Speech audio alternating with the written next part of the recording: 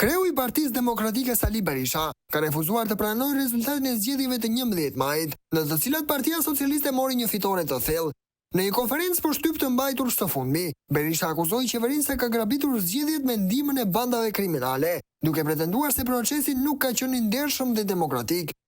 Duke e cilësuar rezultatin si të diktuar nga manipulimi dhe frika, lideri i opozitës paralajmëroi një protestë kombëtare më 16 maj, pikërisht në ditën kur në Tiranë do të zhvillohet samiti politik i Komunitetit Evropian, me pjesëmarrjen e liderave më të lartë të Europës. Libri i zi i këtyre zgjedhjeve shkruhet në datën 16, në orën 17 në bulevardin Zogu i Parë, për të sensibilizuar opinionin publik botror mbi krimet monstruoze të përbindshit elektoral Edi Rama, që nuk respekton asnjë ligj ndërkombëtar për zgjedhjet. Protesta do të jetë paqësore, garantojmë se nuk do të ketë probleme që cënojnë në shkallën më të vogël sigurinë e shtetarëve që vinë, por duam që ata ta mësojnë se kanë qenë të ftuar nga një narkodiktator që nuk njeh as ligj, as moral për votën dhe vullnetin e qytetarëve të tij, tha Berisha.